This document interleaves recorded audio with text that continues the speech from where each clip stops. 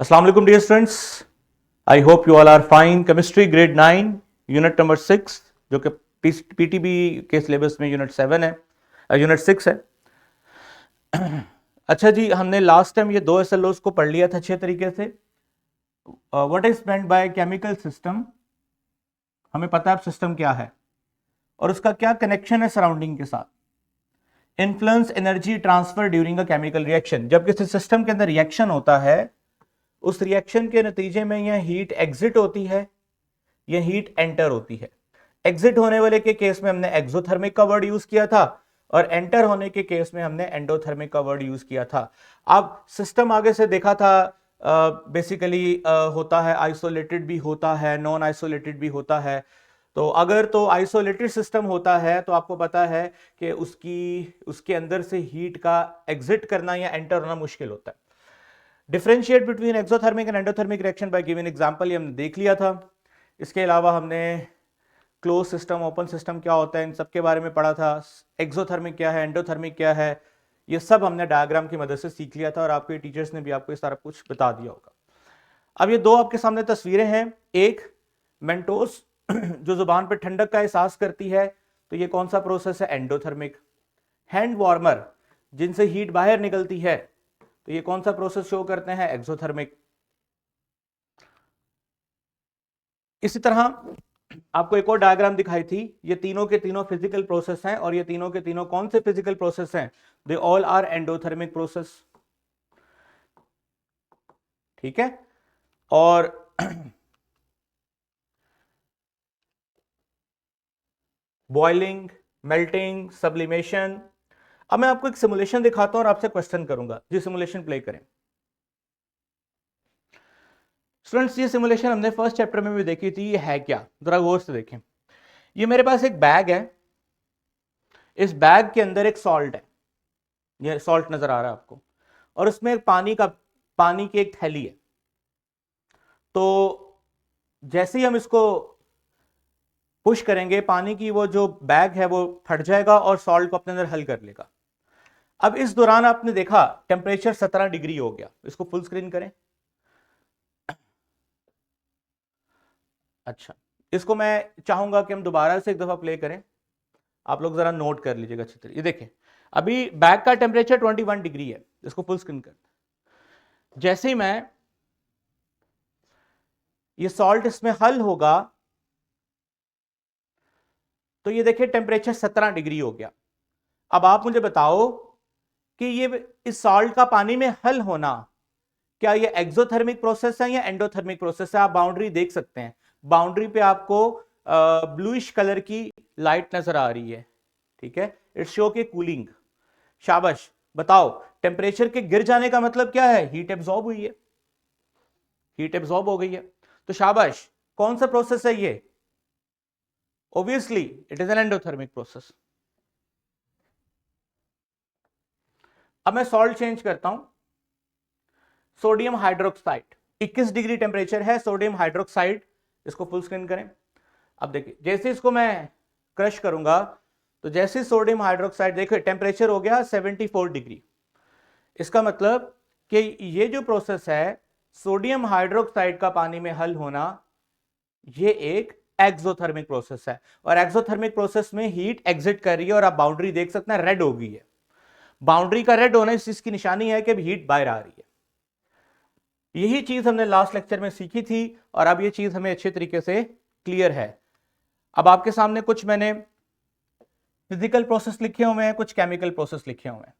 अगर chemical process की बात करें, जैसे मैंने भी दिखाया कि न्यूट्रलाइजेशन रिएक्शन क्या होता है आपको पता है, जब एसिड और बेस आपस में रिएक्शन करते हैं, जो कि आप चैप्टर 9 में जाके पढ़ोगे, न्यूट्रलाइजेशन रिएक्शन कहते हैं। जब भी न्यूट्रलाइजेशन रिएक्शन होगा, हीट रिलीज होगी। कंबस्टन, जलने का अमल होगा, मोमबत्ती के जलने का अमल होगा तो हीट रिलीज होगी। रेस्पिरेशन में क्या होता है, ग्लूकोज ऑक्सीजन के साथ मिलता है, कार्बन डाइऑक्साइड बनाता है, वाटर बनाता है और साथ में हमारी बॉडी के लिए एनर्जी रिलीज करता है। तो ये भी कौन सा प्रोसेस होगा, exothermic. All these are chemical reactions.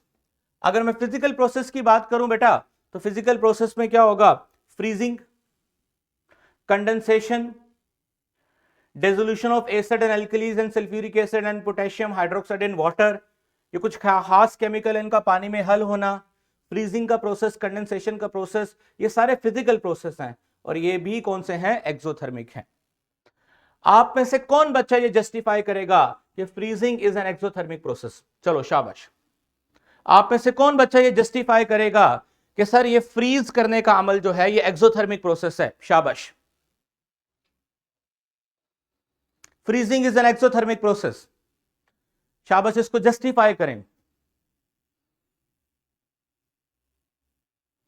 ये मेरे पास एक बर्तन पड़ा है, इसमें पानी है, पानी लिक्विड की शक्ल में है, इसको मैंने फ्रीज करना है और इसको फ्रीज करना है तो ये एक एक्सोथर्मिक प्रोसेस होगा। कौन बच्चा आप में से जस्टिफाई करेगा?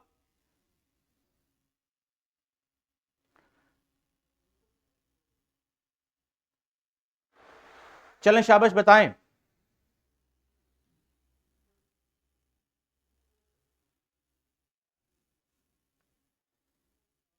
चलें, कोई भी नहीं बता रहा, मुझे खुद बताना पड़ेगा। अब लिक्विड का मतलब क्या है? They have high kinetic energy, अंदर एनर्जी ज्यादा है, तभी तो पार्टिकल्स मूव कर रहे हैं इन लिक्विड फॉर्म। अब अगर मैं बाहर बर्फ रख देता हूं या बाहर ठंडक वाला माहौल करता हूं तो ठंडक की वजह से क्या होगा? शाबाश, इस लिक्विड में मौजूद एनर्जी, इस लिक्विड में मौजूद हाई काइनेटिक एनर्जी मूव करेगी आउटसाइड, एनर्जी बाहर आएगी और जिसकी वजह से इस लिक्विड के अंदर काइनेटिक एनर्जी कम रह जाएगी और उसकी वजह से ये लिक्विड किस में चेंज होगा? सॉलिड में चेंज होगा। अब लिक्विड से सॉलिड में जाने के लिए एनर्जी को बाहर निकालना पड़ेगा, so that's why we can say that this is an exothermic process. ठीक हो गया? तो ये इसकी वजह है। चलें जी, बहरहाल आज हम एक नया लेक्चर स्टार्ट करने लगे हैं, नॉलेज 7.2। इसके 3 एसएलओज हैं। State that thermal energy is called enthalpy change. वो कहता है आपने इसको स्टेट करना है कि थर्मल एनर्जी जो होती है वो एंथैल्पी चेंज होता है, and recognise it sign as a negative for exothermic and positive for endothermic reaction. एक तो ये एसएलओ हो गया। सेकेंड एसएलओ है define activation energy as the minimum energy that colliding particle must have for successful collisions. तीसरा SLO क्या है? Explain that activation energy depends upon the reaction pathway which can be changed using catalyst or enzyme. Detail pathways is not required. ये 3 एसएलओस हैं। इन 3 एसएलओस को अब हमने समझना है। अच्छा, मजीद भी हैं लेकिन हम उनको बाद में पढ़ेंगे, पहले हमारा टारगेट है ये 3 एसएलओस को कवर कर लें। अच्छा डियर स्टूडेंट्स, सबसे पहले आपने कुछ बातों को समझना है, फिर हम आगे मूव करेंगे। स्टूडेंट्स, आपके सामने एक डायग्राम नजर आ रही है जिसमें मैंने क्या शो किया है? Hydrogen and hydrogen they are bounded. मैं ये चाहता हूं कि इनका बॉन्ड टूटे। जब इनका बॉन्ड तोड़ना है तो वी नीड एनर्जी कितनी? 436 किलो जूल। अब इतनी एनर्जी दूंगा, बॉन्ड टूट जाएगा। तो now these are atoms, now they are isolated. अब ये अलग अलग हैं। अब बॉन्ड तोड़ने के लिए एनर्जी देनी पड़ी है, तो ब्रेकिंग बॉन्ड्स नीड एनर्जी। तो बॉन्ड तोड़ना कौन सा प्रोसेस हुआ? एंडोथर्मिक। अब अगर ये दोबारा से बॉन्ड बनाएंगे, अगर लेट्स सपोज दोबारा से बॉन्ड बनाएंगे, तो फिर एनर्जी रिलीज करेंगे कितनी? 436। Bond making release energy. तो ये कौन सा प्रोसेस हुआ? एक्सोथर्मिक। तो ये 2 बातें पहले आपने याद रखनी है कि बॉन्ड तोड़ने के लिए एनर्जी लगती है और बॉन्ड बनने के लिए एनर्जी रिलीज होती है। कितनी? सर जितनी तोड़ने में लगेगी उतनी ही रिलीज होगी। अब इस चीज को सामने रखते हुए मैंने डिफरेंट तरह के बॉन्ड्स की एनर्जीज लिखी हुई हैं। मसलन HCl का बॉन्ड तोड़ना है तो 431 किलो जाउल, क्लोरीन क्लोरीन का बॉन्ड तोड़ना है 243, ये आपको डेटा दिया होगा, आपको याद नहीं करना। ये कार्बन कार्बन का बॉन्ड तोड़ना है 347, कार्बन डबल बॉन्ड तोड़ना है 611, कार्बन ऑक्सीजन का बॉन्ड तोड़ना है 360, कार्बन डबल बॉन्ड ऑक्सीजन तोड़ना है तो 736। सर ये सबकी बॉन्ड एनर्जीज का फर्क है, क्यों? ऑब्वियसली कोई बॉन्ड स्ट्रांग है तो कोई बॉन्ड वीक है। बॉन्ड के स्ट्रांग और वीक होने की वजह से सेंट्रल एग्जीक्यूटिव स्कूल काइंडली इधर ध्यान दो, बॉन्ड के स्ट्रांग या वीक होने की वजह से किसी को तोड़ना मुश्किल है, किसी को तोड़ना आसान है। बहरहाल ये डेटा जो हमें दिया गया है, all these are bond energies. अच्छा, ये हमें समझ आ गया। अब बड़े ही ध्यान से बात को समझना है आपने। मैं आपके साथ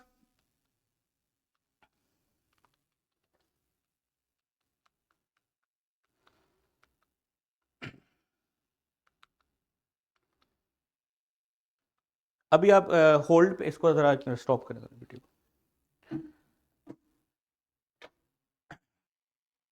जी स्टूडेंट्स, तो अब आपके सामने मैं एक डायग्राम दिखाने लगा, बहुत इंपॉर्टेंट, आपको सारे कंसेप्ट इससे समझ आ जाएंगे। देखिए जी, एक रिएक्शन है, इस रिएक्शन को मैं क्यों सिखा रहा हूं? मैं आपको यह बताना चाह रहा हूं कि इस रिएक्शन के नतीजे में हीट रिलीज होगी कितनी, हाउ मच, कैसे कैलकुलेट होता है, अभी आपको समझ आ जाएगा। शाबाश बेटा, ये क्या लिखा हुआ है? Methane plus oxygen balance equation, you will get carbon dioxide and you will get water molecule। इस दौरान हीट रिलीज होगी कितनी, वो हमने कैलकुलेट करनी है। अब ये कैसे कैलकुलेट करते हैं? सबसे पहले बेटा याद रखें कि मीथेन और ऑक्सीजन ने आपस में रिएक्शन करना है तो इनको अपने पुराने बॉन्ड्स ब्रेक करने होंगे। सबसे पहले कार्बन हाइड्रोजन को बॉन्ड तोड़ना होगा, कार्बन हाइड्रोजन को बॉन्ड तोड़ना होगा, कार्बन हाइड्रोजन को बॉन्ड तोड़ना होगा, कार्बन हाइड्रोजन को बॉन्ड तोड़ना होगा। पहले ये बॉन्ड टूटेंगे तो नए बॉन्ड बनेंगे। अब कार्बन हाइड्रोजन का बॉन्ड तोड़ने के लिए जो एनर्जी चाहिए वो 412 किलो जाउल है। ये लिखी हुई है ऊपर, डेटा दिया हुआ है 412 किलो जाउल। शाबाश बेटा, कार्बन हाइड्रोजन के दरमियान में ये जो बॉन्ड है, सिंगल बॉन्ड, कितने हैं? ये 4 हैं, 4। एक को तोड़ने के लिए 412, तो 4 को तोड़ने के लिए कितनी चाहिए होगी? इसको 4 से ज़रब कर लो, 412 ज़रब 4। तो इन तमाम बॉन्ड्स को तोड़ने के लिए जो एनर्जी है वो आ जाएगी, वो जितनी भी है वो आपने खुद कैलकुलेट करनी और यहां लिखनी है। Next, oxygen, double bond oxygen, जो कि 2 मॉलिक्यूल हैं, इनको भी अपने बॉन्ड तोड़ने हैं। अगेन ये बॉन्ड तोड़ने के लिए क्या रिक्वायर्ड है? एनर्जी। कितनी?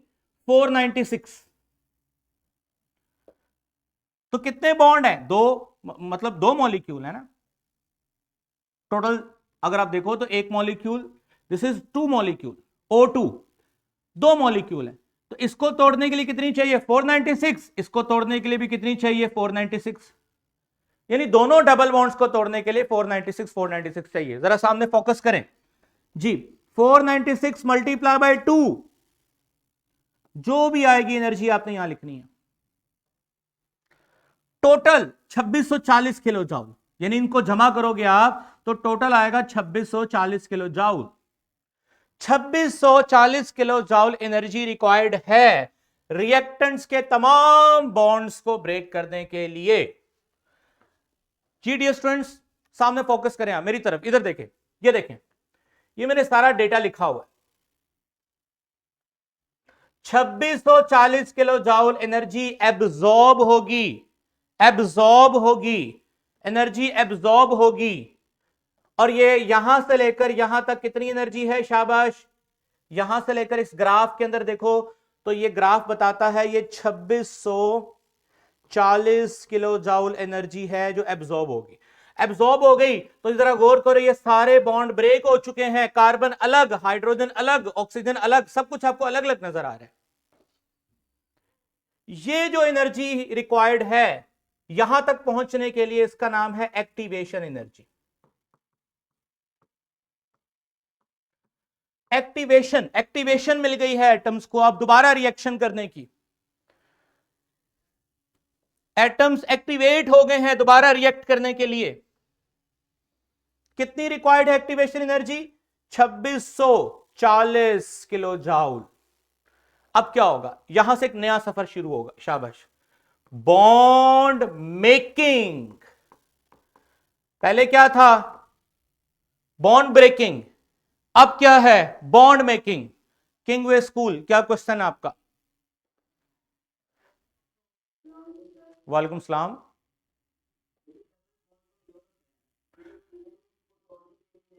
डबल बॉन्ड किसने बोला कमजोर होता है? डबल बॉन्ड तो मतलब एक बॉन्ड, किसी चीज में एक बॉन्ड है, किसी चीज में डबल बॉन्ड है, तो ऑब्वियसली डबल बॉन्ड मजबूत होगा ओवरऑल। ठीक है,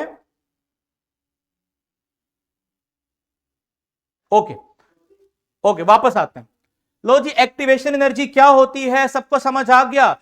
वो एनर्जी जो रिएक्टेंट को चाहिए अपने बॉन्ड्स को तोड़ने के लिए, उस एनर्जी का नाम क्या है? Activation energy. Very simple. अब मुझे स्क्रीन में लेके आओ, इधर देखो। अच्छा जी, इधर देखे, मैं मीथेन मॉलिक्यूल हूं, मीथेन। मेरे पास एक्टिवेशन एनर्जी नहीं है, तो क्या मैं रिएक्शन में पार्टिसिपेट कर सकता हूं? नहीं।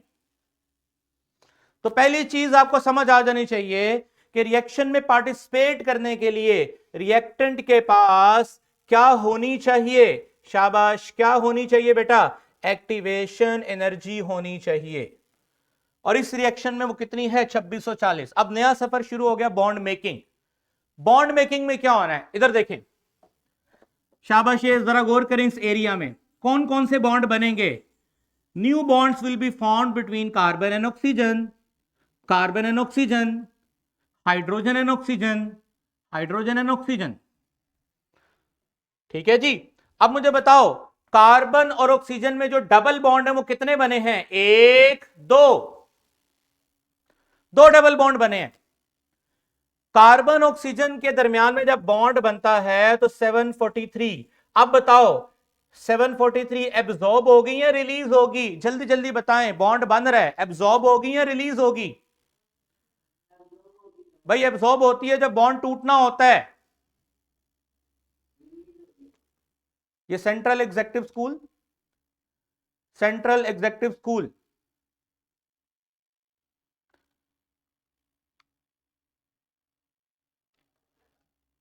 अब रिलीज नहीं होगी, अब रिलीज होगी, एब्जॉर्ब नहीं होगी। इसका मतलब 743 किलो जॉल एनर्जी रिलीज होगी। सवाल यह है कि कितने डबल बॉन्ड बने हैं? दो। तो 743 multiply by 2, 743 multiply by 2। Hydrogen oxygen के दरमियान में चार बॉन्ड बने हैं, क्योंकि दो वाटर मॉलिक्यूल है ना, दो वाटर मॉलिक्यूल का मतलब है टोटल चार बॉन्ड हैं। एक ऑक्सीजन और हाइड्रोजन के दरमियान में जब बॉन्ड बनता है 463 किलो जॉल एनर्जी रिलीज होती है, तो चार बनेंगे, 463 मल्टीप्लाई बाय 4, सब कुछ करूंगा तो टोटल आएगा 3338 kilo जॉल energy should be released. चलें जी, मुझे स्क्रीन में लेके। अब इस पूरे प्रोसेस के दौरान बेटा दो काम हुए हैं, शुरू में एनर्जी एब्जॉर्ब और बाद में एनर्जी रिलीज।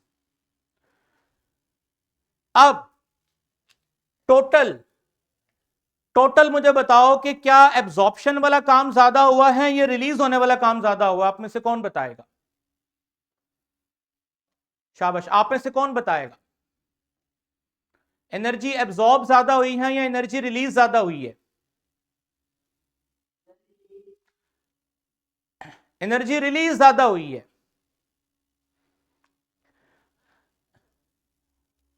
कितनी एनर्जी एक्स्ट्रा रिलीज हुई है? कितनी एनर्जी एक्स्ट्रा रिलीज हुई है?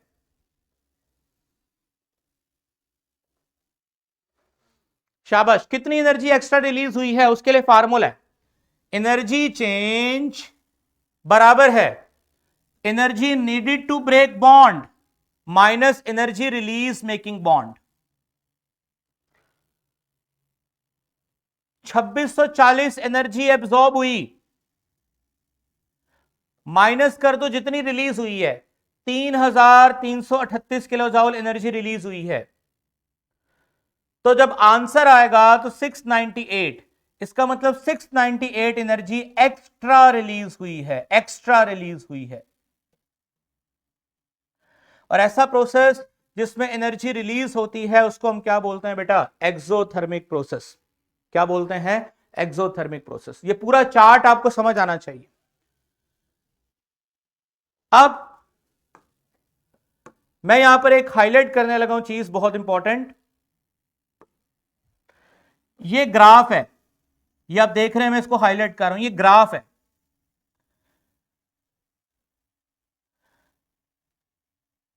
ये ग्राफ है। इस ग्राफ में से मैंने अब आपसे क्वेश्चन पूछने हैं जी। सेंट्रल एग्जीक्यूटिव स्कूल 1 बाय 1 तमाम स्कूल से मैं एक क्वेश्चन करूंगा। यहां से लेकर यहां तक की जो एनर्जी है वो कितनी है मुझे बताएं। शाबाश, चलें। ये जो मैंने रेड कलर का हाईलाइट किया है, जिसको मैंने एक्स बोला है, कितनी एनर्जी है ये?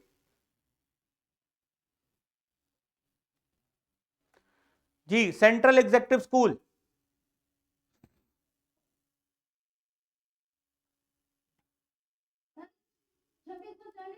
बिल्कुल सही बोला, x इज 2640। अभी आप क्या इस पे रहे, माइक पे रहे, 2640 किलो जूल। अब दूसरी एनर्जी जो मैं पूछने वाला हूं वो ये है, ये जो एनर्जी रिलीज हुई है ये कितनी रिलीज हुई है? चलें, शाबाश, बताएं। इसको मैं जी, इसको मैं y कहता हूं, y। जी, y कितना है? 37 नहीं, 3300।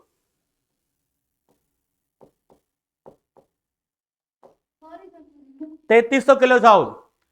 KEC गर्ल्स, आपकी बारी है। मुश्किल सवाल अब आपसे पूछूंगा, ये तो मैंने सारा खुद बताया। मुश्किल सवाल आपसे पूछूंगा, मुझे बताओ ये जो फर्क आया है, ये वाला जो फर्क जिसको मैं हाईलाइट कर रहा हूं ब्लू कलर से, ये कितना फर्क है?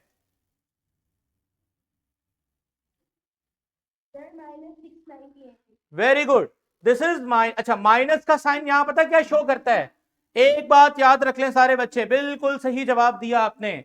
माइनस का साइन शो करता है एक्सो को और प्लस का साइन शो करता है एंडो को। जब माइनस का साइन आ गया तो मतलब हीट रिलीज, जब प्लस का साइन आ गया तो हीट एब्जॉर्ब। ये जो मैंने ब्लू कलर का सर्कल हाईलाइट किया है, दिस इज 698 माइनस का साइन इसके साथ आने का मतलब है कि ओवरऑल एनर्जी रिलीज हुई है। That's why the overall process is exothermic. शाबाश, वेरी गुड। अब एक मैं नया लफ्ज इंट्रोड्यूस करने लगा हूं,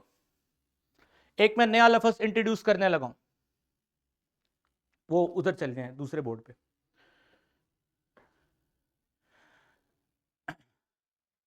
स्टूडेंट्स, वो से जरा समझिएगा, ये पेज ऐड करते हैं।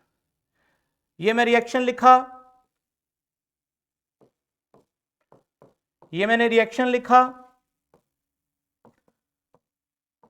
ये रिएक्शन होने के लिए जो जो इवेंट्स हुए वो सारे अपने ग्राफ में देखे। इसके बाद मैं इसके आगे ये लिखता हूं, डेल्टा एच -6 कितना था जी? दोबारा जाएं जरा, कितना था जी? -698। वापस जाए वहां पर, -698। ये जो मैंने लिखा है इसमें से माइनस साइन क्या शो कर रहा है? प्रोसेस क्या है? एक्सो। प्रोसेस क्या है? एक्सो। ये डेल्टा एच क्या शो करता है? Delta H is enthalpy. And what is enthalpy? Reaction के दौरान जो भी हीट रिलीज होती है या जो भी हीट एब्जॉर्ब होती है ओवरऑल बॉन्ड टूटने और बॉन्ड बनने के बाद, उसको हम एंथैल्पी कहते हैं। उसी को हम एंथैल्पी कहते हैं। एंथैल्पी चेंज माइनस के साथ होगा तो प्रोसेस एक्सो, एंथैल्पी चेंज प्लस के साथ होगा तो प्रोसेस एंडो। आई होप कि आपको एक्सो भी समझ आ गया, आई होप कि आपको एंडो भी समझ आ गया, आई होप कि आपको यह पूरा पाथवे भी समझ आ गया कि रिएक्शन किस रास्ते से गुजरता है। अब आपको चैलेंज है, आपने मुझे क्या करके देना है? एक और रिएक्शन का पाथवे बना के देना है, एक और रिएक्शन का पाथवे बना के देना है जो, अच्छा ये पाथवे, ये साइन है, शाबाश, ये देखो। एक और चीज मैं यहां बता देता हूं, फिर उसके बाद मैं आपको एक चैलेंज देता हूं। इसको अरेज कीजिएगा जरा, ये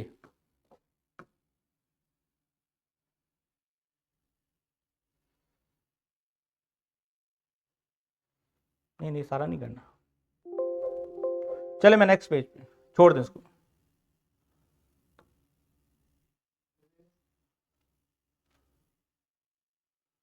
चले इसको रहने देने। ये जो साइन है बेटा, ये जो ग्राफ बना है, हमेशा याद रखना, ये रिएक्टेंट है, ये प्रोडक्ट है।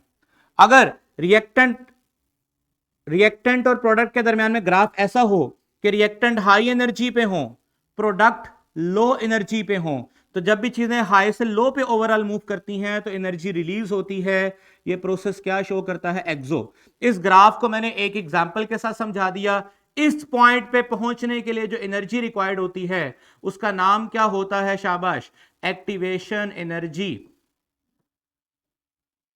वो तमाम रिएक्टेंट के मॉलिक्यूल जिनके पास एक्टिवेशन एनर्जी होगी वो कामयाब होंगे रिएक्टेंट से प्रोडक्ट में पहुंचने के लिए, और वो तमाम मॉलिक्यूल्स जिनके पास एक्टिवेशन एनर्जी नहीं होगी वो कामयाब नहीं होंगे रिएक्टेंट से प्रोडक्ट में जाने के लिए। यहां तक किसी भी किस्म का कोई क्वेश्चन है आप करें, फिर मैं आपसे क्वेश्चन करूंगा। जी, यहां तक कोई क्वेश्चन हो तो आप कर सकते हैं। ये सारे इवेंट्स आपको क्लियर हैं?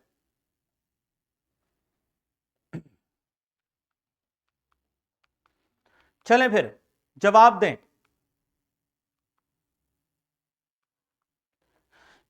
ये रिएक्शन है जिसमें नाइट्रोजन और ऑक्सीजन का रिएक्शन होना है। ये एरो क्या शो करता है? चलो बताओ फिर, ये एरो क्या शो करता है?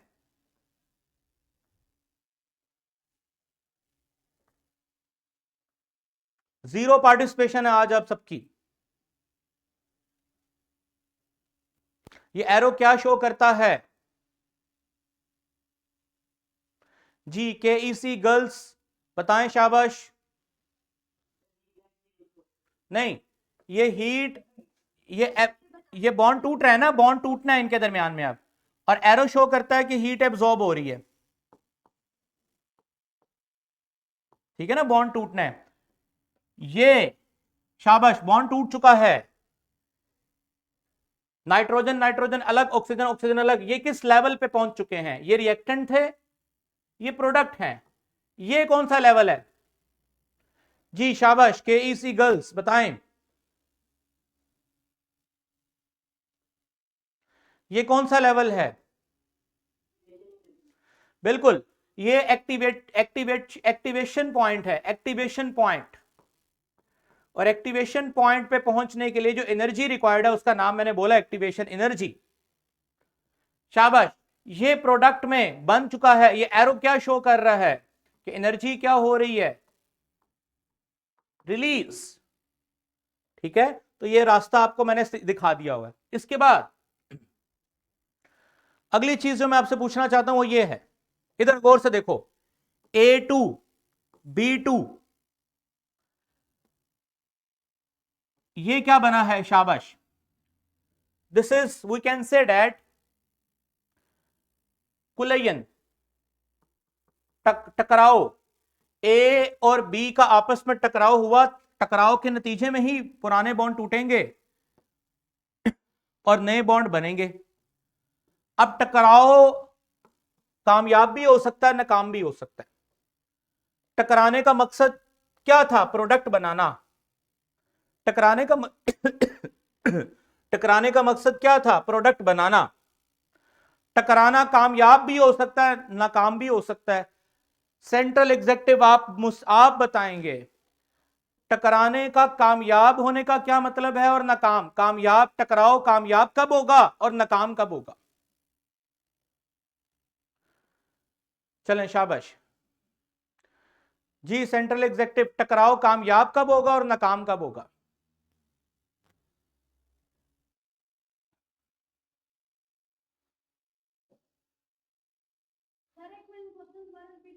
मैंने कहा कि ए और बी आपस में कोलाइड करेंगे, कोलाइड करने के बाद वो प्रोडक्ट में जाएंगे। अब कोलेयंस कामयाब होगी तो प्रोडक्ट बनेगा, अगर कोलेयंस नाकाम होगी तो प्रोडक्ट वापस, ये मतलब ये कोलेयन नाकाम होगी तो रिएक्टेंट वापस आ जाएगा। कोलेयन के कामयाब और नाकाम होने के पीछे किसका हाथ है?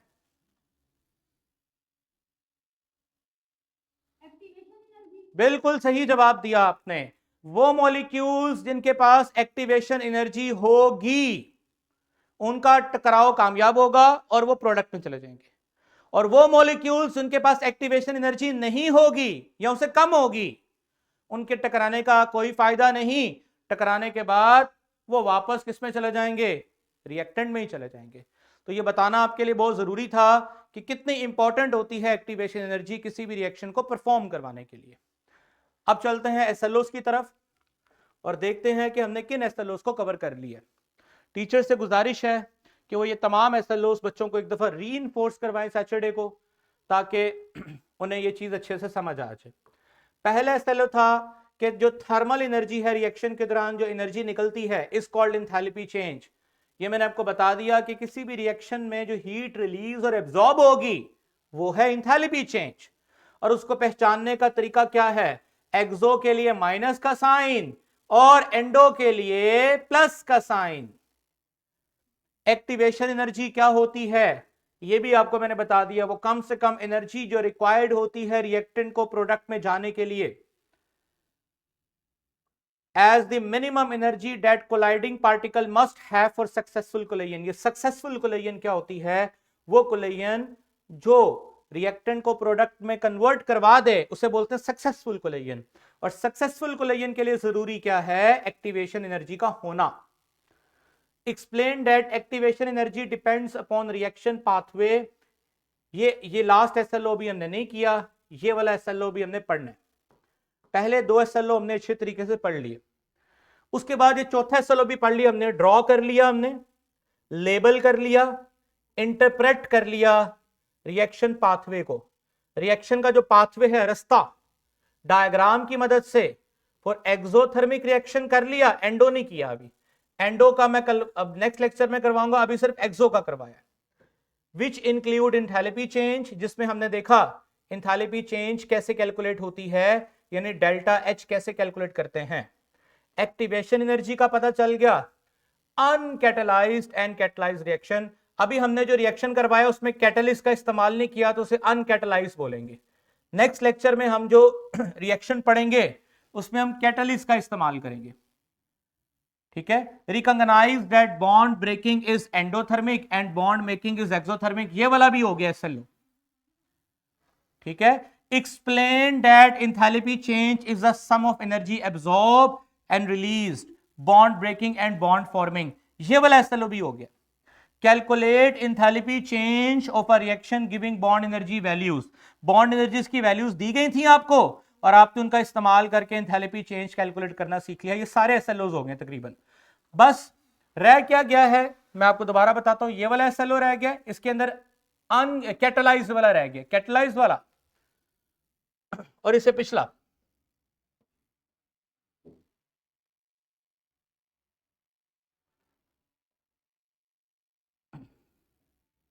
इससे पिछला एसएलओ रह गया ये वाला, कि वही इसमें भी कैटलिस्ट का जिक्र आ रहा है, यानी अब कैटलिस्ट का क्या रोल होता है रिएक्शन के अंदर, उसके साथ हमने रिएक्शन को समझना है, अदरवाइज बाकी हमने सारे एसएलओ पढ़ लिए। किसी भी किस्म का क्वेश्चन हो तो आप कर सकते हैं, अदरवाइज आपका बायो का लेक्चर स्टार्ट होने वाला है। टीचर से गुजारिश है कि जितना भी ये कंसेप्ट हमने पढ़ा है इसको रीइंफोर्स करवाएं किताब में से। हो सकता है आपकी बुक के अंदर एक फार्मूला एरर उसमें हो, क्योंकि वो नए एडिशन में तो ठीक हो गया है, पुराने एडिशन में वो एरर हो सकता है। वो है delta H is equals to energy required to break bond minus energy release during bond making. ये फार्मूला कुछ एडिशंस के अंदर उल्टा लिखा हुआ है, किताब के अंदर वो ठीक करवा लीजिएगा अगर आपके पास पुराना एडिशन है। बाकी आपका बायो का लेक्चर स्टार्ट होने वाला है। Thank you.